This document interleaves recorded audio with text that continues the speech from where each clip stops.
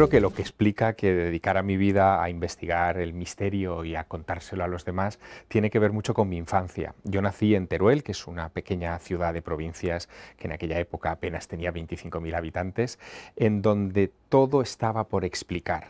Caminaba entre edificios del siglo XII, siglo XIII, artesonados maravillosos que nadie me había explicado e interpretado, y ya desde muy niño sentí la necesidad de preguntar por ellos, de averiguar qué había detrás, quién los pintó, por qué razón. Me interesé por las leyendas. En Aragón hay muchas historias de fantasmas, de brujería, vinculadas a lo sobrenatural, muy goyescas en cierta manera, de las pinturas negras, ¿no?, que fueron permeando mi alma, y de alguna manera acabé atrapado en el misterio. Y luego descubrí la pasión de narrar, primero oral, porque yo fui un chico de radio, empecé a hacer radio con 12 años, y después llegué ya a la palabra escrita, que es la que me permitía vencer el tiempo y el espacio y llegar a audiencias incluso del futuro.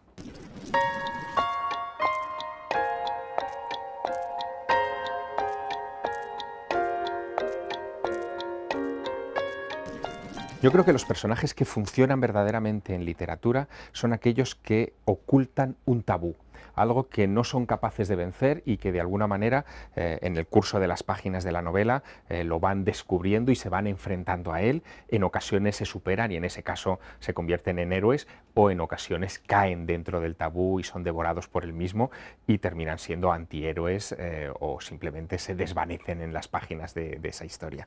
Yo creo que ese es un aspecto fundamental.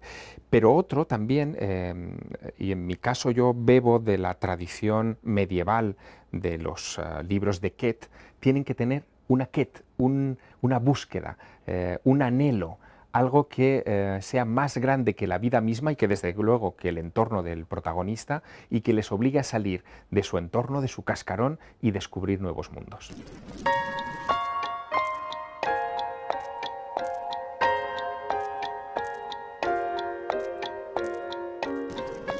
¿Por qué dedico tantas páginas en mi literatura a lo paranormal, a lo sobrenatural? Porque de alguna manera esos elementos marcan una frontera, es la frontera entre el mundo conocido y el desconocido.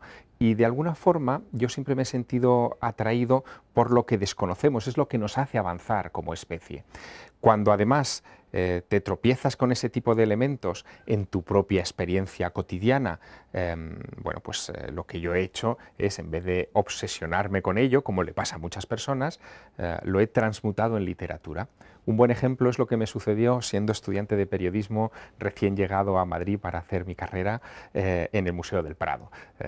Yo frecuentaba el Museo del Prado, especialmente los domingos. La entrada era gratuita entonces, estamos hablando de finales de los 80, y para un chico que venía de provincias, refugiarse allí era, bueno, casi como el paraíso. Uno estaba a salvo.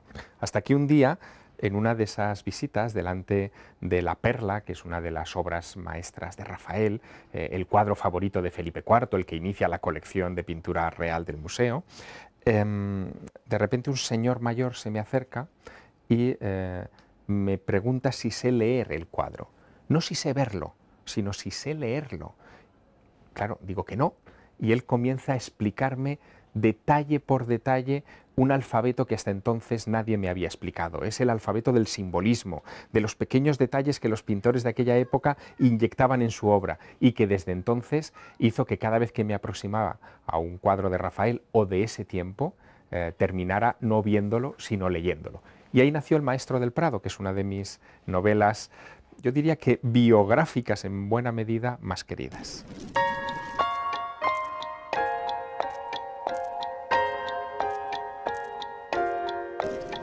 Yo creo que la fuente de todo escritor siempre está en la infancia, en sus primeros años. Mi infancia transcurre en los años 80.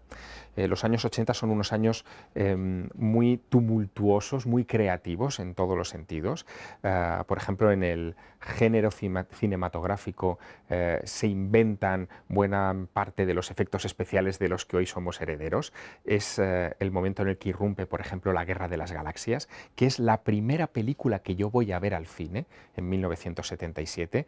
Poco después irrumpiría ET, el extraterrestre, Encuentros en la tercera fase, también en aquel año del 77, y todo eso deja en mí una huella permanente. Tanto que durante muchos años he sentido la frustración de no haber sido testigo, por ejemplo, de la llegada del hombre a la Luna. Neil Armstrong y Buzz Aldrin pusieron el pie sobre la superficie de nuestro satélite en julio de 1969. Yo nací 2 veranos más tarde, me lo perdí definitivamente.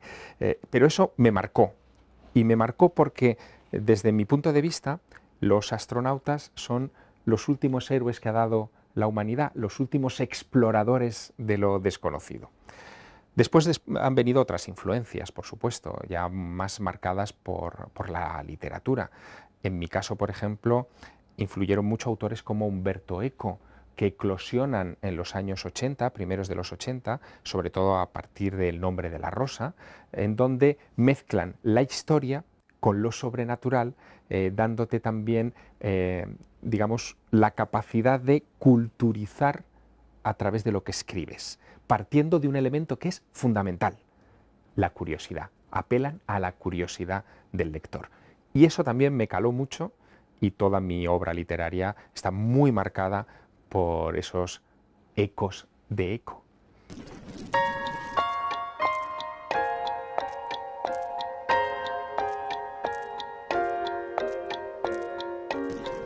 Me resulta muy difícil elegir un solo personaje histórico, pero cuando tengo que hacer una elección de este tipo, lo que valoro más es que se haya enfrentado a algún momento de ruptura en su vida, que haya algún episodio que marcara el antes y el después del personaje.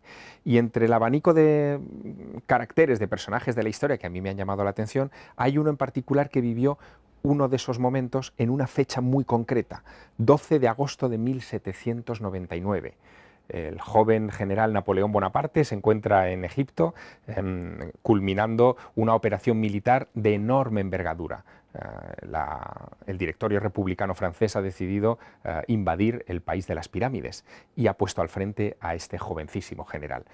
Al final de esa campaña, él toma una decisión insólita. Quiere pasar una noche a solas en el interior de la Gran Pirámide, en la meseta de Giza. Lo hace, y cuando emerge, ya siendo 13 de agosto de 1799, lo hace con el rostro desencajado, como si hubiera pasado una noche terrorífica, horrible. Sus hombres se le acercan, le preguntan qué le ha sucedido, y él responde algo que para mí es un lema.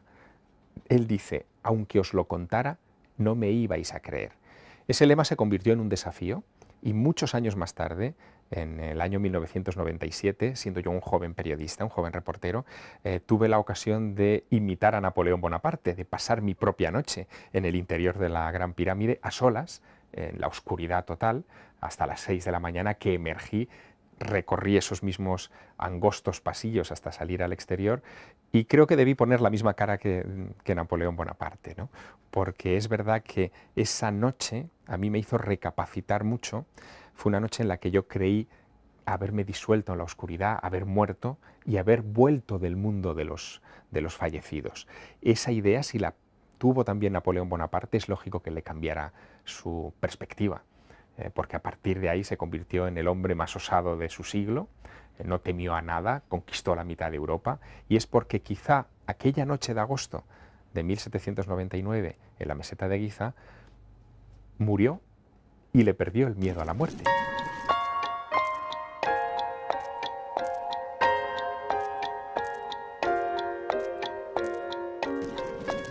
El misterio es el motor de la literatura. No hay novela clásica que no trate de despejar un buen misterio.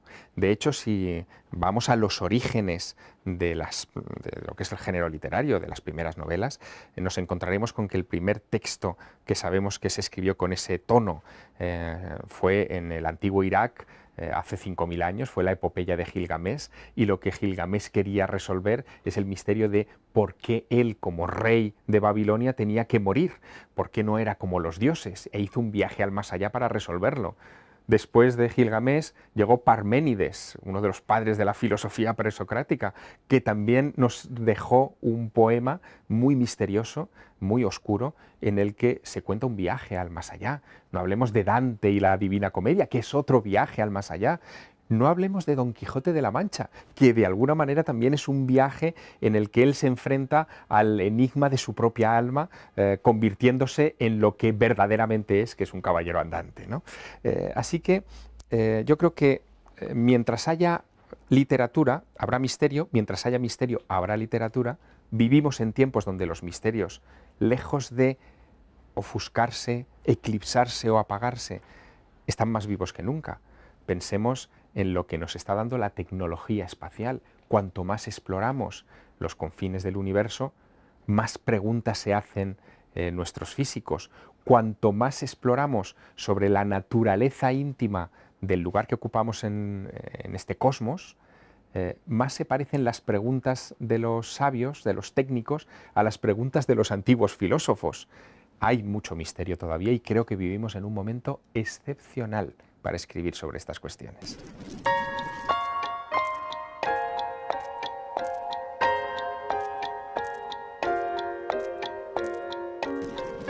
Es una pregunta difícil. ¿Qué libro no se ha escrito y me gustaría escribir? Y digo que es difícil porque en realidad todos los libros se han escrito. Esa es mi sensación como autor. Todos los grandes temas se han tocado de una u otra manera. Lo que ocurre es que, igual que sucede en el cine, y lo estamos viendo continuamente, que Hollywood o, en fin, los grandes directores y guionistas del séptimo arte hacen remakes, vuelven a reescribir historias, las novelas están haciendo remakes continuamente de los grandes temas. ¿Cuáles son esos grandes temas? Si tuviera que reducirlos, me quedaría con dos. Y entre esos dos bascula toda la literatura que tenemos alrededor. Esos temas son el amor y la muerte. Entre ellos transcurre todo el talento humano y todo el deseo humano de comprender esos dos puntos de partida que también son per se muy enigmáticos.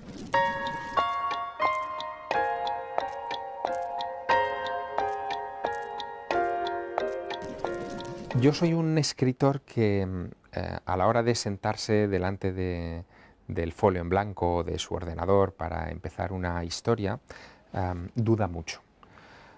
Duda mucho porque necesita vivir antes lo que va a contar. Vivirlo significa recorrer los escenarios que van a formar parte del eje de la novela, aproximarme todo lo que pueda a la gran pregunta, que siempre hay una, que es la que trata de resolver el libro, y por lo tanto en ese proceso se produce un deseo de no querer sentarme a escribir. Quiero vivir antes de contar. Y eso a veces me lleva a situaciones complicadas. Yo recuerdo hace algunos años, tenía entre manos una novela que tenía que acabar necesariamente en el monte Ararat, en Turquía. El monte Ararat es una cumbre que se encuentra entre Armenia, Irán y el país turco, donde, según el libro del Génesis, quedó encallado el arca de Noé en época del Génesis, ¿no? Hay muchas tradiciones, muchas leyendas que hablan de que todavía los restos del arca están atrapados dentro de los hielos eternos de esa cumbre. Bueno, pues hasta que no organicé una expedición de alta montaña, y yo no soy montañero, pero hasta que no organicé una expedición de alta montaña a ese lugar, a 5.165 metros de altura, no pude sentarme a escribir la novela. Ponía parte de mi piel en esta experiencia. Pasamos por momentos muy malos porque además esa expedición se organizó a finales de octubre en un periodo un poco complicado meteorológico, pero el haber sufrido en mis carnes lo que después iban a sufrir mis personajes me ayudó muchísimo para darle verosimilitud, que es la piedra filosofal a la que deben aspirar todos los autores que se dedican al tipo de novelas que yo escribo.